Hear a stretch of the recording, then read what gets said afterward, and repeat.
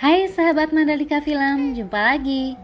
Kali ini saya akan mengulas alur cerita salah satu film India yang berjudul Mizal, dirilis pada 25 April 2021. Film ini diperankan oleh Kunchako Boban sebagai John Baby yang berperan sebagai seorang hakim.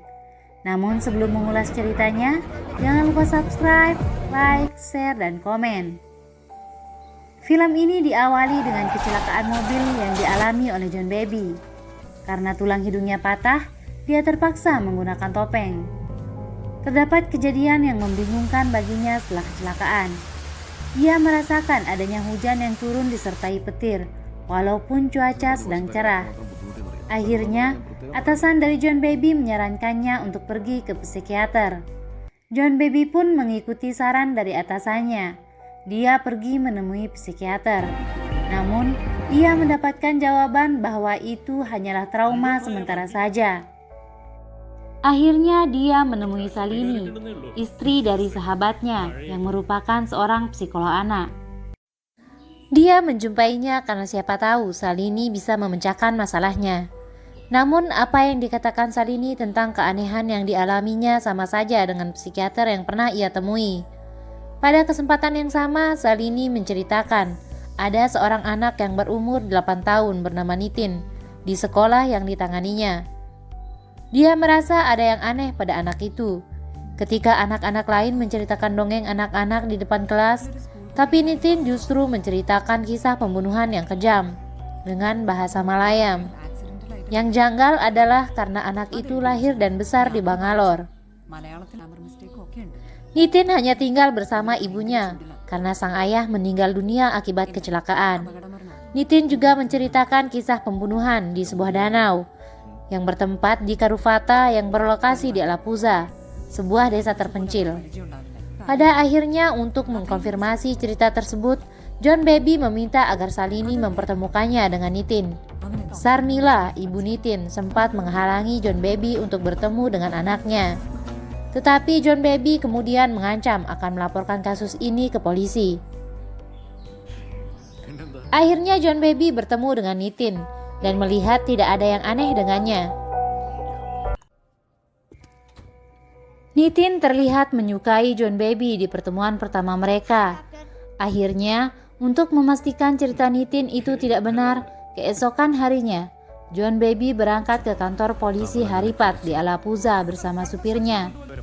John Baby menanyakan pada beberapa polisi di sana, apakah beberapa waktu lalu ada yang mati tenggelam, dan juga apakah ada telaga yang tidak terpakai dan ditutupi ganggang. Dia menanyakan telaga yang ciri-cirinya mirip dengan lokasi pembunuhan yang ada di cerita Nitin. Salah satu polisi menjawab ada dan mengantarkan John Baby ke telaga tersebut. Setelah sampai di lokasi, John Baby meminta salah satu polisi mencarikan 2 orang yang bisa menyelam ke dalam telaga itu. Setelah mencari-cari beberapa lama, akhirnya benar saja ditemukan beberapa kerangka kepala manusia di dalam telaga tersebut. Betapa terkejutnya John Baby karena mengetahui bahwa apa yang diceritakan Nitin adalah benar adanya. Namun ketika hasil forensik keluar, John Baby semakin bingung karena kerangka tersebut dinyatakan sudah berusia 30 tahun. Dia bingung bagaimana anak kecil yang baru berusia 8 tahun mengetahui kisah pembunuhan yang terjadi 30 tahun yang lalu. Akhirnya John Baby dan Sarmila mencari tahu siapa yang menceritakan kisah pembunuhan itu kepada Nitin. John Baby mulai menyayangi Nitin dan semakin dekat dengannya. Ibunya John Baby juga sempat menyangka bahwa John Baby dan Sarmila memiliki hubungan spesial. Keesokan harinya, ketika John Baby berada di ruang kerjanya, dia menerima seorang tamu wanita bernama Banu yang berasal dari Karufata. Dia menceritakan bahwa Mohan, nama pemilik salah satu kerangka yang ditemukan di bawah danau, baru saja dikremasi. Dia juga menceritakan kalau 8 tahun yang lalu dia bertunangan dengan Mohan sebelum menghilang. John Baby menanyakan apakah Mohan memiliki musuh. Banu mengatakan Mohan adalah orang yang pemberani. Dia berani melawan ketidakadilan dalam bentuk apapun. Mohan sangat bangga dan teguh. Banu melanjutkan ceritanya. Seseorang pernah mencemooh Mohan pada saat pertemuan untuk membahas kasta, dan karena itu Mohan menolak pekerjaannya menjadi guru pemerintahnya dan menjadi pemanjat kelapa. Pada hari menghilangnya Mohan, terjadi kejadian besar di daerahnya. Tanggul di Muara Totapali pecah dan air memasuki semua ladang. Setelah itu tidak ada yang tahu kemana atau dengan siapa Mohan pergi. Banu bingung bagaimana John Baby bisa mengetahui keberadaan Mohan. Dia menanyakan apakah arwah Mohan yang datang memberitahunya. John Baby merasa ketakutan mendengar pertanyaan Banu. Akhirnya John Baby pergi menemui Salini. Dia mulai menduga-duga bahwa hantu Mohanlah yang memberitahukan cerita ini kepada Nitin. Karena John Baby dan Nitin dekat, Salini menyarankan kepada John Baby untuk membuat Nitin memberitahunya cerita baru. John Baby akhirnya pergi menemui Nitin dan Sarmila. Dia menceritakan kepada Sarmila kejadian yang diceritakan oleh Banu. Akhirnya Sarmila juga beranggapan, apakah Nitin mendengar cerita dari ayahnya yang sudah meninggal, entah karena kecelakaan atau dibunuh pada hari kelahiran Nitin. Sarmila mengatakan kalau dia menyimpan semua laptop dan file Sachin suaminya dengan aman di Bangalore. Keesokan harinya, John Baby kembali mencari lokasi pembunuhan yang diceritakan Nitin. Nitin menceritakan bahwa di sebuah rawa yang sangat besar, berwarna coklat tua, semua ikan busuk cerai-turai dibuang di sana. Si gendut juga dibuang di sana seperti ikan. Saat dia turun, gelembung itu akan muncul. Akhirnya John Baby menemui salah satu teman polisinya yang bernama Aftab di Malappuram. John Baby menanyakan kepada Aftab, apakah ada rawa yang ciri-cirinya sama seperti yang diceritakan Nitin. Aftab mengantarkan John Baby pada seorang yang dapat membantunya menemukan rawa tersebut. Dia adalah Michael, seorang inspektur baik yang sudah pensiun. Ternyata rawa yang dimaksud bernama Min Muti. Rawa itu adalah milik leluhur dari seorang yang bernama Yohanan. Michael menceritakan jika banyak yang ingin membeli rawa itu dengan harga tinggi, namun Yohanan tidak menjualnya. Dulu Yohanan mencalonkan diri untuk pemilihan badan lokal sebagai kandidat independen. Yohanan sering mabuk-mabukan dan akhirnya meninggal di rawa itu. Baru kemudian transaksi tanah terjadi dalam sekejap.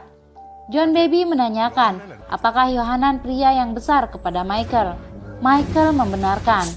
John Baby menduga bahwa Yohanan adalah korban pembunuhan yang diceritakan Nitin.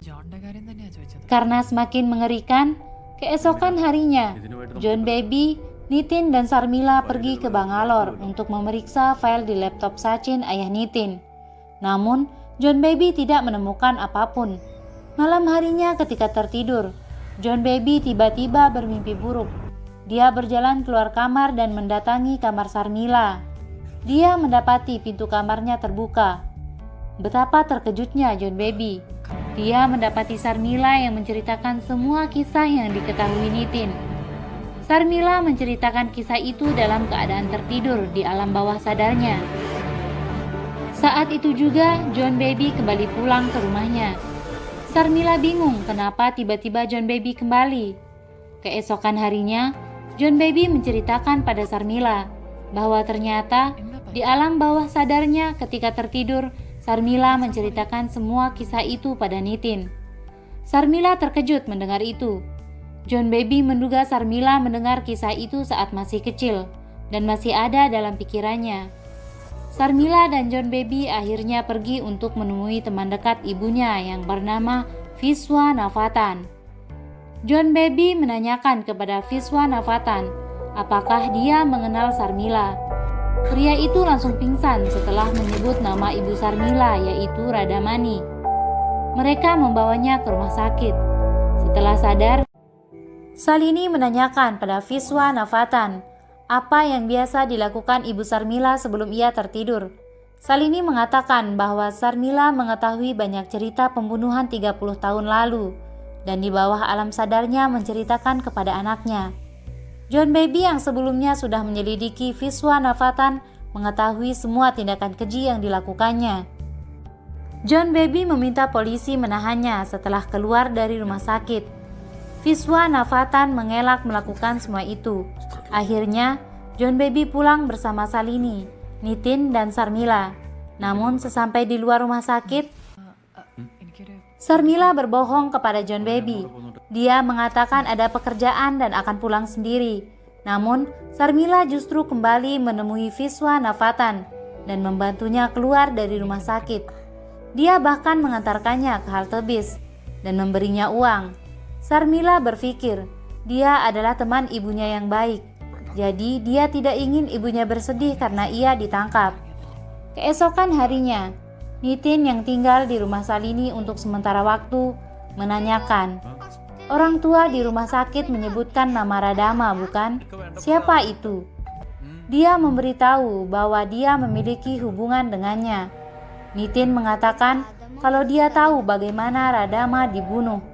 Mendengar itu, John Baby tersadar bahwa Radama dibunuh oleh Viswanathan. John Baby bergegas pergi ke rumah Sarmila. Namun, Viswanathan sudah berada di rumah Sarmila. Dia menceritakan bagaimana dia mengakhiri ibunya. Dia juga akan menghabisi Sarmila dan anaknya karena mengetahui rahasia pembunuhannya. Viswanathan mencekik leher Sarmila dengan kain gorden. Beruntung, John Baby datang pada saat yang tepat.